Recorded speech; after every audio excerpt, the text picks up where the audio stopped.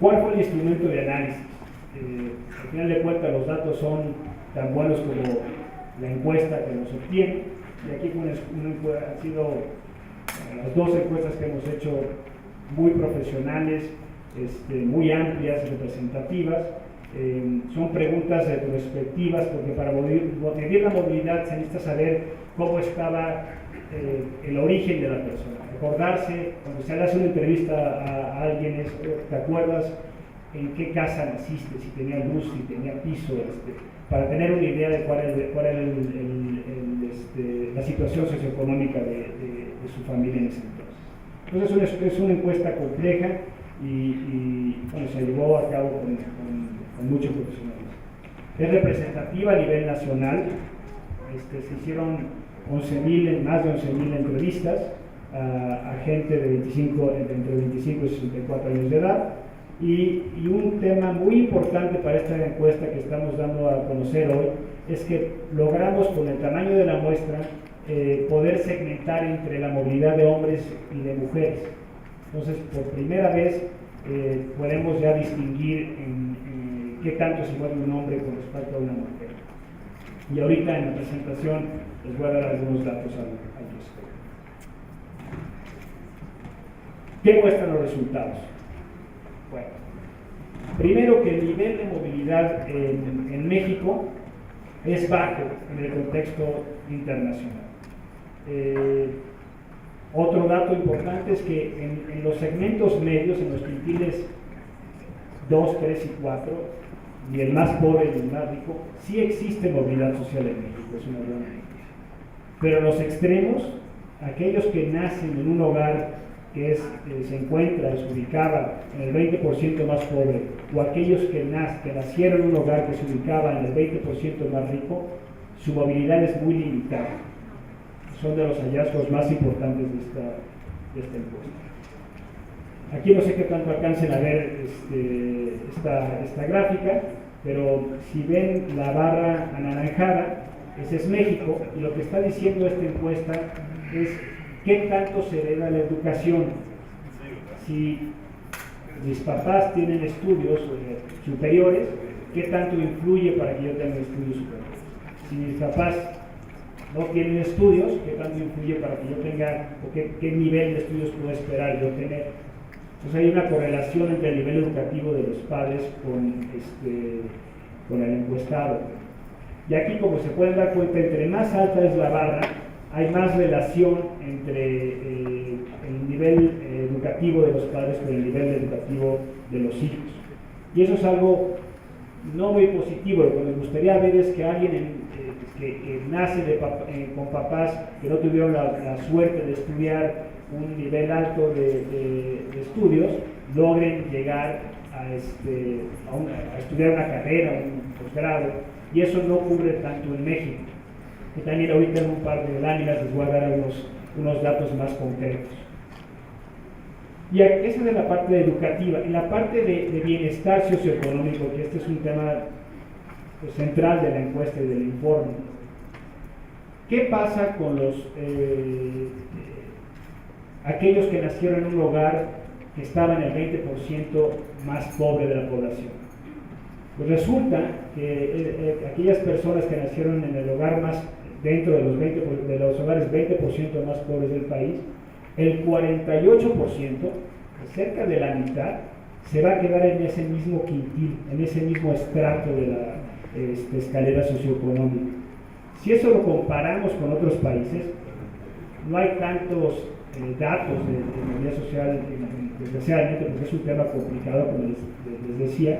Pero si se fijan, por ejemplo, países que son mucho más móviles en la parte del extremo de pobreza, como Dinamarca, Noruega, Finlandia, pues Dinamarca, 25% de aquellos que nacen en un hogar muy pobre se quedan en un hogar muy pobre, que es un porcentaje muy pequeño. Pues quiere decir que el 75% se están moviendo. En México, un poquito más de la mitad se están moviendo. Entonces, en términos relativos, México tiene todavía mucho que hacer para mejorar su movilidad social en la parte más pobre de la escala socioeconómica.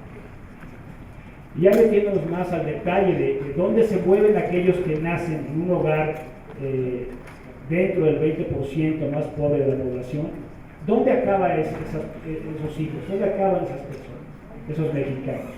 Como veíamos en la lámina anterior, el 48% de quienes nacen en un hogar pobre acaban en un hogar pobre.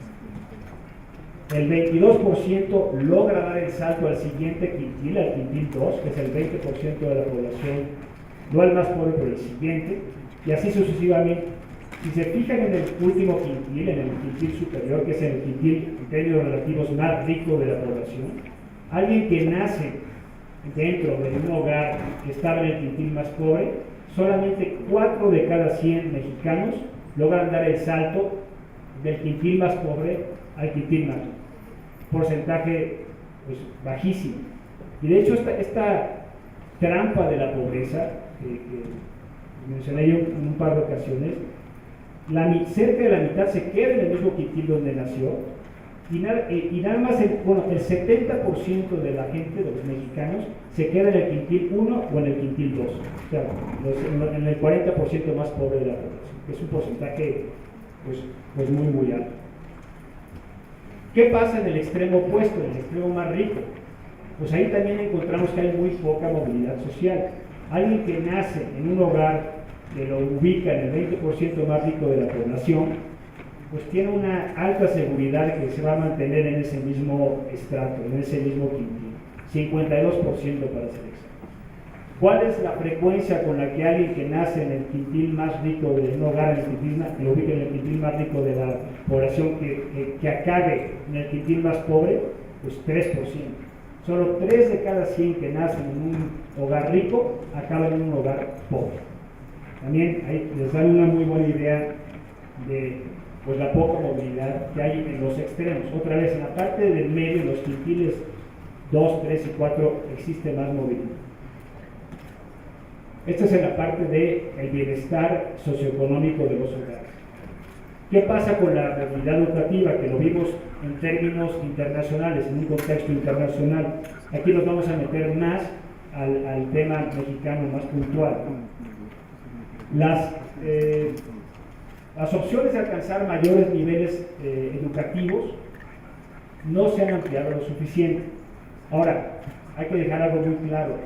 El origen no condiciona el logro para el nivel básico y medio. Uno de los grandes logros del país es que ya la educación básica se ha vuelto prácticamente universal.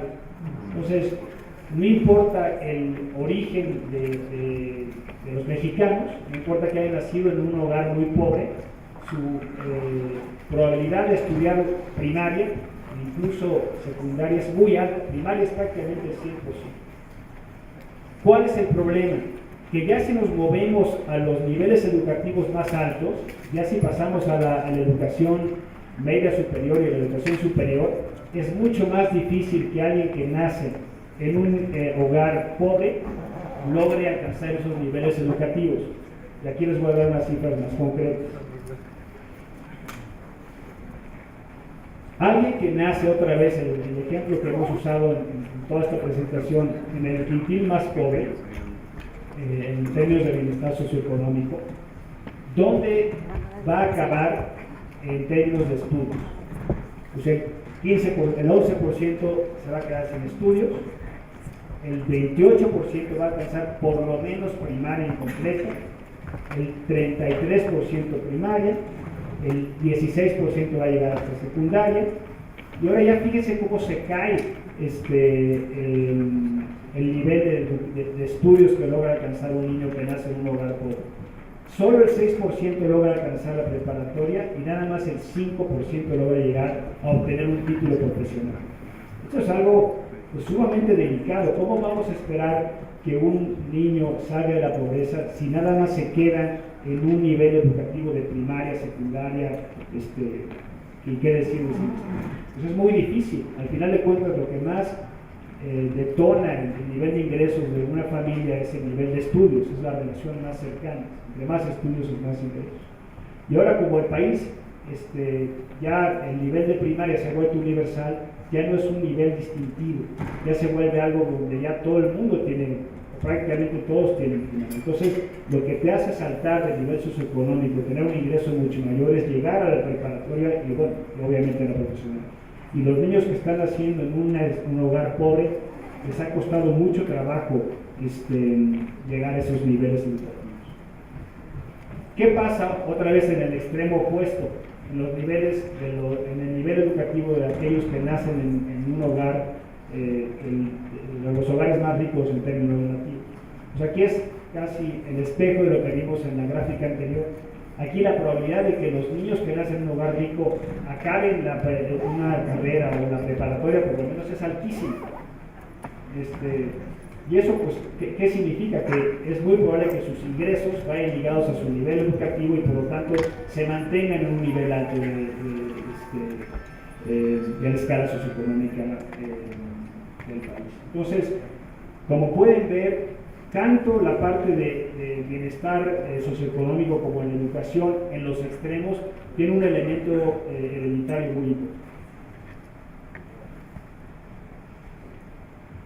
La movilidad ocupacional. Los resultados son parecidos también en la educación.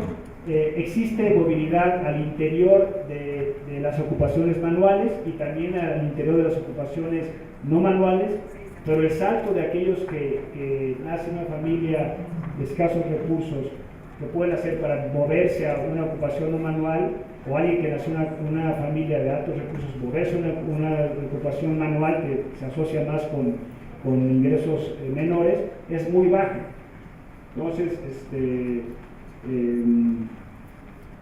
¿cómo se ve esto en términos numéricos? ¿Cuál es la ocupación de aquellos que nacen en el quintil más pobre? ¿Qué pueden esperar de aquellos que nacieron en un hogar que los sitúan en el más pobre?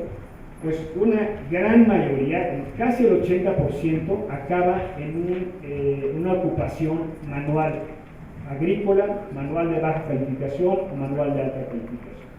Muy pocos, si se fijan, comercio es como híbrido, pero muy pocos acaban trabajando en una ocupación no manual, el 8%. Del otro lado, aquellos que nacen, esta es otra, para hacer mayor énfasis en este punto, aquellos que nacen de un padre agrícola, que trabajaba en el sector agrícola, ¿dónde pueden esperar trabajar? Y de acuerdo a nuestra encuesta, muchos se quedan en esa actividad, en la agrícola, y otro tanto importante también se queda en la actividad no anual. Pocos se logran dar el salto hacia una actividad no manual que se asocia con unos ingresos mejor remunerados.